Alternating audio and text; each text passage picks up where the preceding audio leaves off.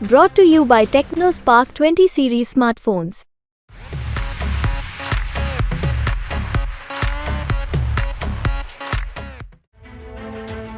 आम चुनाव के छठे चरण के तहत उत्तर प्रदेश की 14 लोकसभा सीटों के लिए शनिवार को सुबह 7 बजे से वोटिंग चल रही है। इन 14 सीटों में आजमगढ़ लोकसभा सीट भी शामिल है। आजमगढ़ सीट पर निवर्तमान भाजपा सांसद दिनेश लाल यादव निरहुआ का मुकाबला समाजवादी पार्टी प्रमुख अखिलेश यादव के चचेरे भाई धर्मेंद्र यादव से है। वहीं इस बीच धर्मेंद्र यादव ने वोटिंग के 1 घंटे बाद ही बड़ा ऐलान कर दिया है। यूपी तक से एक्सक्लूसिव बातचीत में धर्मेंद्र यादव ने कहा है कि उन्हें साफ दिख रहा है कि एक तरफा समर्थन इंडिया गठबंधन को है। उनकी सरकार 4 जून को बन रही है, बीजेपी जा रही है, देश का लोकतंत्र बचेगा, संविधान आरक्षण बचेगा, जाति जनगणना होगी, अग्निवीर स्कीम खत्म होगी। उन्होंने आजमगढ़ में बीएसपी की दावेदारी को भी खारिज करते हुए कहा कि उन्हें कहीं से ये मुकाबला त्रिकोणीय नहीं लग रहा है। धर्मेंद्र यादव इस बीच पोलिंग बूथों का जायजा लेते दिखाई दिए। उन्होंने कहा कि पोलिंग बूथों को बिल्कुल चेक करना पड़ेगा। जो लाइन में लोग लगे हैं उनसे बात कीजिए।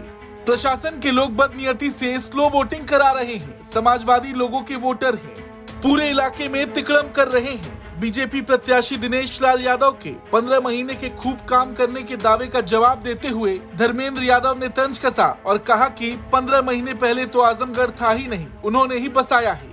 ये उनका बड़बोलापन है। बताएं रोजगार कहाँ है, किसानों की आमदनी क्यों नहीं बढ़ी। इस वक्त धर्मेंद्र यादव जी मेरे साथ बातचीत करने के लिए आप यहाँ एमपी इंटर कॉलेज मुबारकपुर में हैं। जगह जगह बूथ का आप जायजा ले रहे हैं, एक एक बूथ पर आप जाकर चेक कर रहे हैं? नहीं, बिल्कुल चेक करना पड़ेगा। और जहाँ के हम बात कर रहे हैं, हम आपसे कहेंगे कि जो लाइन में लगे हुए लोगों से आप ज़रूर बात करिएगा।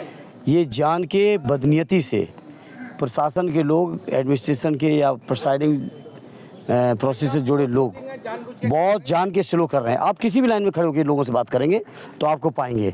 और चूँकि ये पोलिंग सब समाजवादी लोगों की पोलिंग है, सब वोटर समाजवादी लोग हैं, तो ये वोट पूरे ना डाल पाएँ तो कुछ नहीं तो यही तिक्रम कर रहे हैं। अच्छा, इस वक्त की जो लड़ाई है बड़ी दिलचस्प देखी जा रही है। बीएसपी ने पूरे मुकाबले को त्रिकोणीय बना दिया है, तो आपको क्या लगता है पिछली वाली ही जो स्थिति हो गई? अब आपको त्रिकोणीय दिख रहा है तो मुझे क्या कहना है। नहीं, धर्मेंद्र जी को क्या दिख रहा है? उनकी नज़र से चुनाव कैसा दिख रहा है? एक तरफा समर्थन समाजवादी पार्टी इंडिया गठबंधन को है।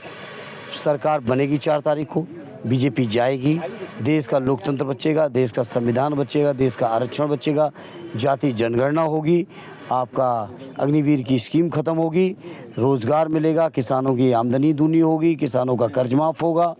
धर्मेंद्र जी को तो ये दिख रहा है। उपचुनाव में आपको शिकस्त देने वाले दिनेश लाल यादव कह रहे हैं कि 15 महीने में जितना काम हुआ उतना तो 15 महीने पहले तक तो आजमगढ़ था ही नहीं, सब दिनेश लाल जी ने बना दिया है, उन्होंने ही बसाया है।